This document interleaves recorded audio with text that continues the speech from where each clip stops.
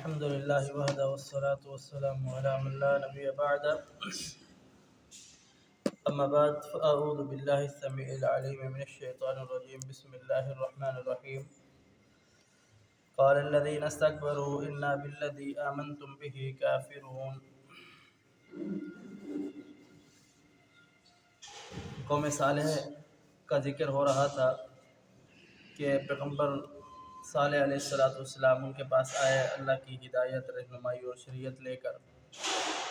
ان میں سے بعض نے اس ہدایت شریعت کو سمجھا، اس پر ایمان لائے، جو کہ ضعیف اور کمزور لوگ تھے، اور کچھ اس کے اندر جو اپنے آپ کو سردار اور اپنے آپ کو بڑے کہلوانے والے تھے، انہوں نے اس شریعت ہدایت کا مذاق اڑایا اور ان لوگوں سے پوچھا جو ضعیف اور کمزور تھے کہ تم اس پر اور اس شریعت پر اور اس رسول پر اور اس پیغام پر جو صالح علیہ السلام لے کر کے آئے ہے اس پر ایمان لاتے؟ انہوں نے کہا جی ہاں ہم ایمان لاتے ہیں.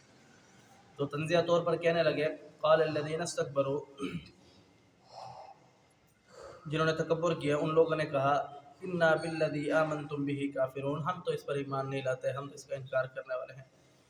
اور پھر یہاں تک ہی نہیں، آگے رب تعالیٰ بیان فرماتے ہیں فَعَقَرُوا النَّاقَةَ وَعَتَوْا عَنْ أَمْرِ رَبِّهِمْ وَقَالُوا يَا صَالِحُ ائْتِنَا بِمَا تَعِدُنَا إِن كُنتَ مِنَ الْمُرْسَلِينَ. ان کو اللہ رب العالمین نے ہر نبی کو ایک معجزہ دے کر کے بھیجا. پیغمبر صالح علیہ السلام کو یہ بھی معجزہ تھا ان کا کہ ان کو ان کے درمیان ایک اونٹنی بھیجی. فرمایا کہ اس قوم نے کہا پیغمبر صالح علیہ السلام کو چیلنج کرتے ہوئے فَعَقَرُوا النَّاقَةَ، انہوں نے کیا کیا، اس اونٹنی کی پونچھیں کاٹ دی، یعنی ان کی ٹانگیں کاٹ دی. وَعَتَوْا عَنْ أَمْرِ رَبِّهِمْ وَقَالُوا يَا صَالِحُ ائْتِنَا بِمَا تَعِدُنَا إِن كُنتَ مِنَ الْمُرْسَلِينَ، اور چیلنج کرنے لگے اے صالح اب جا اپنے رب کے پاس اور جس چیز کا تیرے رب نے ہم سے وعدہ کیا ہے یعنی عذاب کا تو وہ لے آ. پھر آگے رب تعالیٰ بیان فرماتے ہیں فَأَخَذَتْهُمُ الرَّجْفَةُ فَأَصْبَحُوا فِي دَارِهِمْ جَاثِمِينَ. جب انہوں نے اتنا زیادہ رب کی نافرمانی کی، اتنا زیادہ رب کو چیلنج کیا، تو پھر اللہ رب العالمین نے ان کے اوپر عذاب مسلط کیا. ایسا عذاب مسلط کیا یہ راتوں کو اوندھے الٹے سو رہے تھے اور پھر وہیں پہ سوتے ہی رہے، پھر دوبارہ اٹھے نہیں.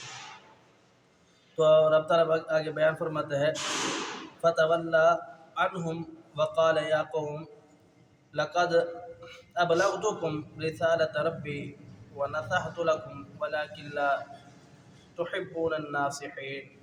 پیغمبر صالح علیہ السلام نے کہا کہ میں نے تمہیں نصیحت کی تھی، اللہ کا پیغام سنایا تھا، اللہ رب العالمین کی طرف سے نازل ہونے والی نصیحت بتلائی تھی، لیکن تم نے اس کی نافرمانی کی اور پھر یہ تمہارا انجام ہوا.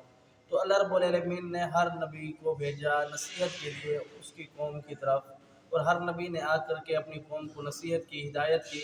اب جب پیغمبر نصیحت اور ہدایت لے کر کے آتا ہے تو پھر اس کی قوم کے پاس عذر جو ہوتا ہے وہ ختم ہو جاتا ہے کہ میرے پاس کوئی ڈرانے والا نہیں آیا. اب روز معاشر کے دن جب وہ کھڑا ہو گیا رب کے حضور، جو اس نے کی ہے اس کو وہ اسی کا بدلہ دیا جائے گا. اگر وہ دنیا کے اندر اچھا کر کے آیا تو پھر اس کے ساتھ اچھا بدلہ ہوگا، اگر دنیا کے اندر برا کر کے آیا تو اس کے ساتھ برا بدلہ ہوگا.